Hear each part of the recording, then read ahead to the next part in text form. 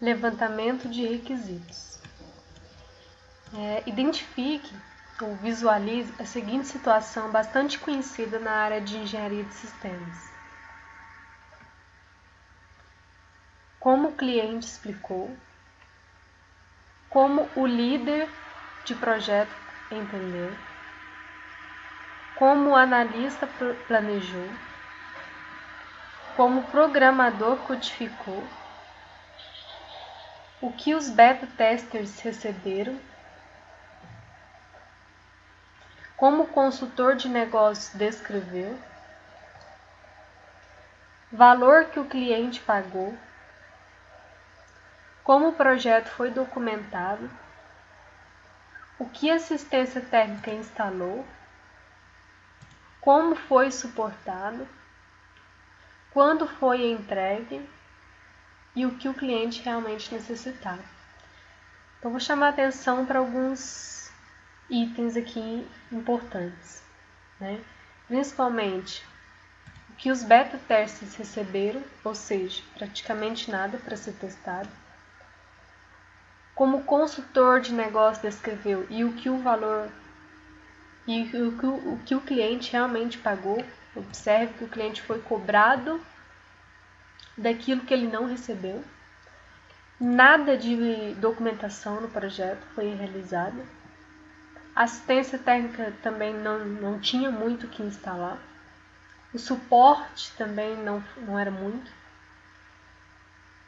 O prazo para a entrega foi extrapolado. Então, ele foi entregue depois daquilo que foi planejado com o cliente. E o que realmente o cliente queria não foi atendido pelas etapas ou pelas pessoas envolvidas no processo de desenvolvimento de sistemas. Tá? Isso aqui acontece muito. Isso aqui é fruto de falta de organização, falta de uma metodologia para o desenvolvimento de sistemas, falta de fazer um levantamento daquilo que o cliente realmente precisa, porque se você faz uma análise mal feita, você não consegue perceber o problema do cliente, todo o resto vai ficar mal feito, é isso que tem que ser observado. Então, o cliente explicou, o cliente não soube explicar, né, o cliente não conseguiu passar aquilo que ele realmente precisava, e os analistas, os projetistas, eles não conseguiram captar o problema do cliente, não conseguiram identificar os requisitos necessários, e depois o que o programador fez, o que os beta testers, que os testadores fizeram é consequência de uma falta de compreensão do problema do cliente. Então, na verdade, é isso que acontece. Não se consegue perceber o problema do cliente, o analista não consegue traduzir para o documento de requisitos aquilo que o cliente ele precisava, e essa documentação ela é passada para o analista, ela é passada para o programador, ela é passada para outras pessoas envolvidas no processo. Como já estava com um problema lá no início, todo o resto também fica prejudicado. Então, o levantamento de requisitos, também denominado de licitação de requisitos, refere-se à etapa de compreensão do problema, voltada ao desenvolvimento de software, isto é, serão identificadas as necessidades do usuário para resolver um problema ou atingir um objetivo. Então, o sistema ele deve ser desenvolvido para resolver o problema do usuário. Então, a importância em se definir o problema, a importância em ter qual é realmente o problema do usuário, isso é muito importante na fase de levantamento de requisitos. Analistas de sistemas e clientes devem levantar e definir as necessidades e características do futuro sistema. Essas necessidades são chamadas de requisitos. Podemos entender requisito como uma função, uma funcionalidade do sistema, uma restrição, uma coisa que não pode acontecer, uma coisa que sempre tem que acontecer, por exemplo, ou uma propriedade que deve ser fornecida, encontrada ou atendida para satisfazer exclusivamente as necessidades do usuário do sistema. Então, atenção, está comprovado a maior parte dos problemas, os de maior impacto negativo e os mais onerosos, têm origem nas etapas iniciais do desenvolvimento de software. Justamente nessas etapas de especificação dos requisitos é onde as principais atividades são definidas e onde os requisitos do produto devem ser identificados e mapeados. Então, se a análise ela é mal feita, se o analista não conseguiu definir o problema, ou se o cliente não consegue passar o problema, e se não tem claro o que o cliente realmente precisa, todo o resto vai ficar comprometido. Que resto é isso? O desenvolvimento dos sistemas, os testes do sistema, a entrega do sistema e por aí vai. E os requisitos eles podem ser classificados em dois tipos bastante conhecidos, que são os funcionais e não funcionais. Então, o que é um requisito funcional, né? Ele descreve explicitamente as funcionalidades do sistema, ou seja, o que o sistema tem que fazer. Todas as funções elas devem estar definidas.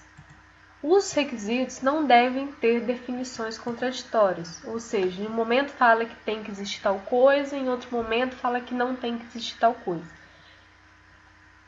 Exemplos de requisitos funcionais. Por exemplo, cada pedido deve ser associado ao identificador único, que aqui chamamos de PID, o qual o usuário deve copiar para a área de armazenamento permanente da conta. Esse é um exemplo de um requisito de um determinado sistema.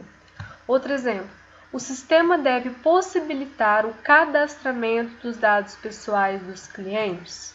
Então, é um requisito bastante encontrado em diversos sistemas, né, onde deve existir o cadastro de dados pessoais de clientes. Outro exemplo de requisito, o sistema deve emitir relatórios gerenciais. Outro requisito, o sistema deve permitir a baixa automática do estoque quando da venda de produtos. Isso aqui normalmente sempre é um requisito que sempre aparece nos sistemas de gerenciamento de compras. Então, toda vez que um produto ele é vendido, a baixa automática do estoque ela deve ser efetivada. Exemplos de requisitos não funcionais, né? Requisitos não funcionais também são chamados de requisitos de qualidade, ou de comportamento, ou de restrições do sistema. Eles definem propriedades e restrições do sistema. Exemplo, segurança, desempenho do sistema, espaço em disco que é ocupado. Então, podem ser de todo o sistema ou de partes do mesmo. Ou seja, se eu falo que o meu sistema tem que ser seguro, eu estou falando de em todo o meu sistema, tudo que o meu sistema realiza, ele deve garantir a segurança do mesmo. Exemplo, o software deve ser multiplataforma, então é um exemplo de requisito não funcional. A solução deve ter escalabilidade para atender 10.000 usuários. Então, isso diz respeito à escalabilidade. Tá? Ele tem que estar preparado para ter muitos usuários e isso crescer ainda mais. Cada transação deve ser processada em 5 segundos. Então, diz respeito à performance. Ele fazer aquilo que é necessário em um tempo pequeno. Devem existir servidores redundantes para banco de dados, confiabilidade.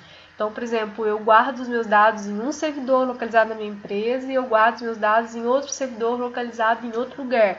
Porque se acontece algum problema no prédio onde estão guardados os dados do meu sistema e um problema acontece, por exemplo, igual aconteceu com as Torres Gêmeas, quando do dia 11 de setembro, todo mundo já sabe disso. Se alguma empresa naquelas Torres Gêmeas guardar uns dados apenas ali naqueles 2 prédios ou um dos 2 prédios, a empresa foi à falência. Foi o que aconteceu com muitas empresas. Então, deveria existir uma redundância de dados. Os dados deveriam ter sido guardados em outro lugar diferente, distribuído, localizado em lugares diferentes, para você garantir essa confiabilidade dos dados. Outro requisito não funcional. Tempo de resposta do sistema não deve ultrapassar 10 segundos. Então, se eu falo que o meu sistema ele tem esse requisito não funcional, o programador ou as pessoas responsáveis por implementar o sistema devem garantir esse requisito não funcional. Outro exemplo, o sistema deve ser operacionalizado no sistema Windows.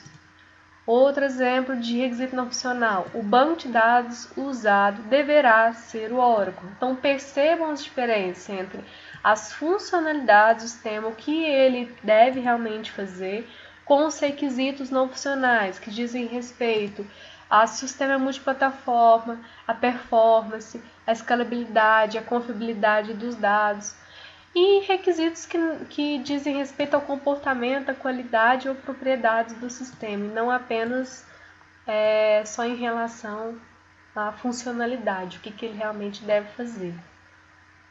Aqui você pode ter uma classificação, os requisitos não funcionais são inúmeros, né? Então, requisitos não funcionais pode ser classificado como requisitos do produto, requisitos organizacionais, requisitos externos. Requisitos do produto, por sua vez, podem ser classificados em requisitos de facilidade de uso, requisitos de eficiência, de confiabilidade, portabilidade. Esses aqui são muito utilizados. Eficiência, confiabilidade, portabilidade. E os requisitos de eficiência podem ser divididos em requisitos de desempenho e requisitos de espaço. E os requisitos organizacionais podem ser classificados em requisitos de entrega, requisitos de implementação, requisitos de padrões, então diz respeito à organização do sistema. E requisitos externos podem ser classificados em requisitos reguladores, requisitos éticos, requisitos legais, então diz respeito ao sistema, ele tem que ser desenvolvido de acordo com as leis tais, né? E os requisitos legais podem ser classificados em requisitos de privacidade e requisitos de segurança. Então, algumas classificações de requisitos não funcionais. A ISO 9126 define características de qualidade de software que devem ser avaliadas. Então, eu coloquei aqui as principais, né?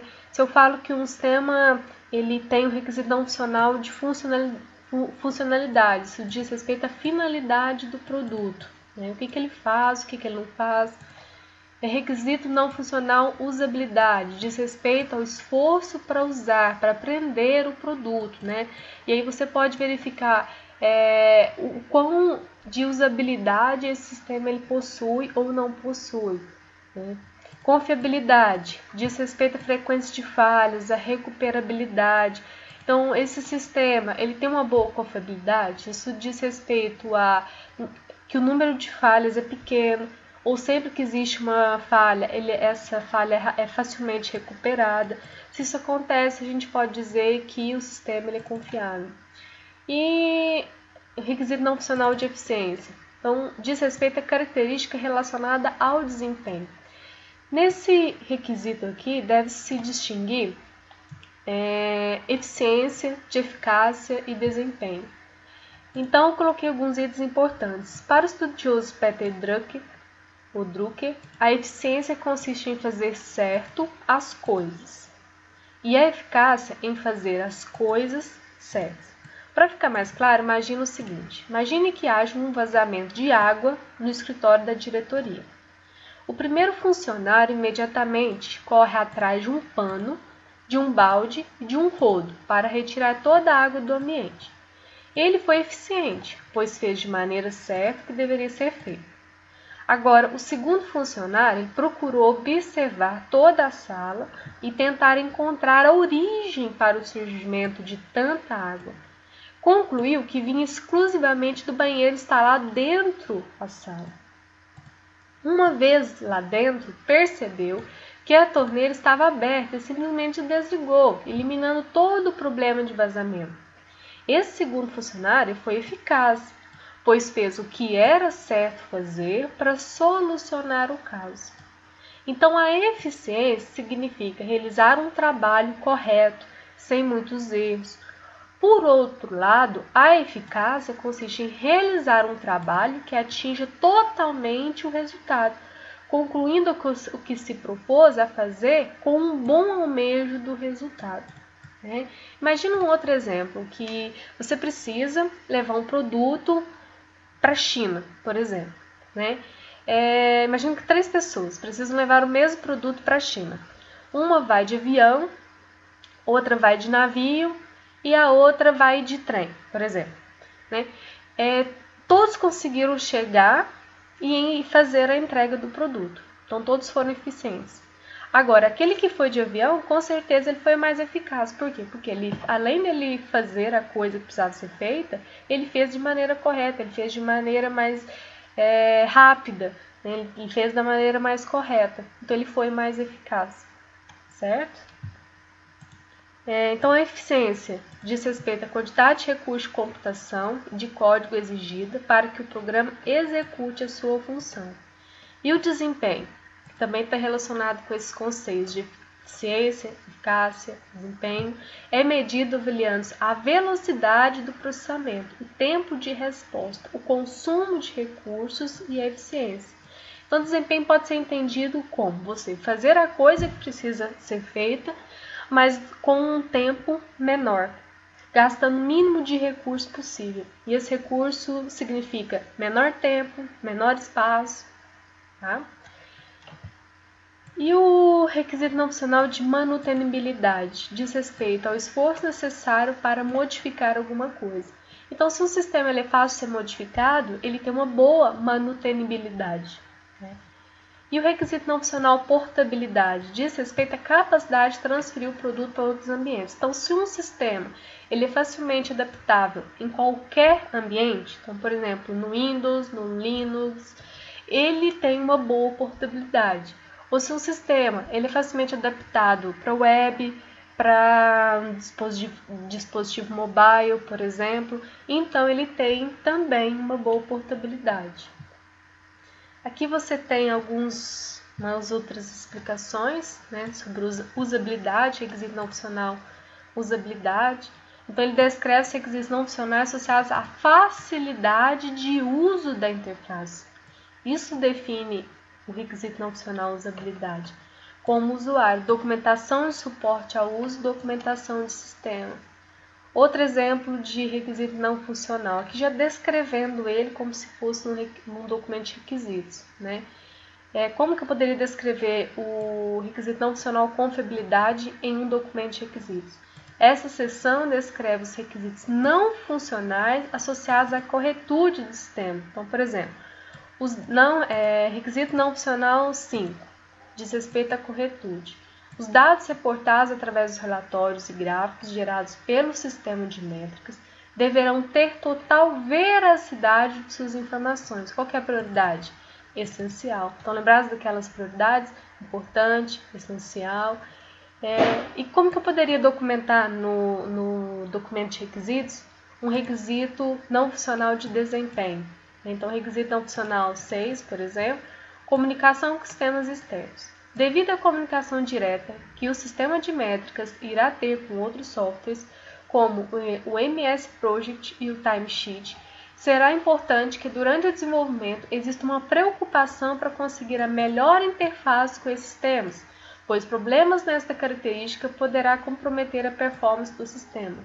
Então, a pessoa responsável por pegar esse documento de requisitos, ele irá verificar que existe um requisito não funcional que diz respeito ao desempenho e ele vai tentar atender esse requisito, certo? E você tem outros, por exemplo, como que eu poderia documentar um requisito não funcional de segurança? Por exemplo, não funcional 8 de acesso ao sistema. O acesso ao sistema será controlado por meio de login, senha e níveis de acesso de acordo com as permissões que os diferentes usuários possuem dentro do sistema. Esse requisito tem uma prioridade essencial, ou seja, não pode ficar sem esse requisito.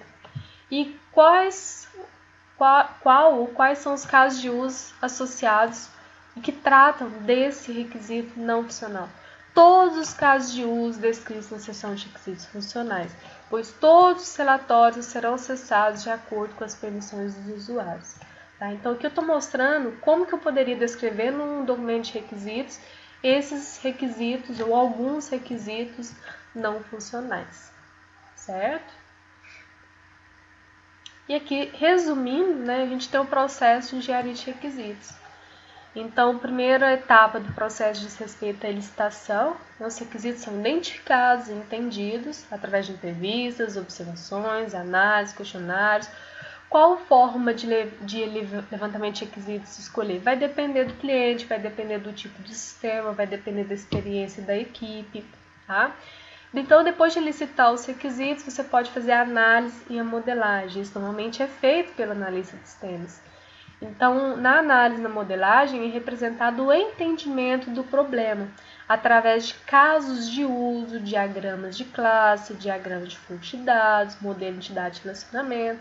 Então, o que deve ficar claro é o seguinte: se eu usei uma análise orientada a objetos, provavelmente o resultado disso é um diagrama de casos de uso, um diagrama de classe, um diagrama de sequência.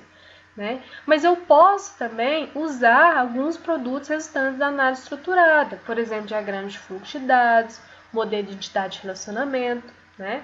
Então isso vai ficar a cargo do problema que vai ser resolvido, né? Do sistema que vai ser implementado e da experiência da equipe, né? Em qual modelo, qual processo de desenvolvimento de software a empresa está usando, né? Então depende disso. Próxima etapa do processo de engenharia de requisitos, a verificação e validação dos requisitos, né? Então valida os requisitos através de checklist, através de revisões, volta-se a conversar com o cliente, perguntas novas, coloca-se novos casos, novos problemas para o cliente explicar como que ele quer aquele sistema, né? E a gerência disso tudo. Então, deve definir e manter um relacionamento entre o cliente e a equipe relacionada com o projeto, principalmente em relação às solicitações de mudança. Então, não significa, nesse caso da gerência, que ela é feita só no final, não. A gerência ela acontece em todas as etapas, deve existir o gerenciamento dos requisitos.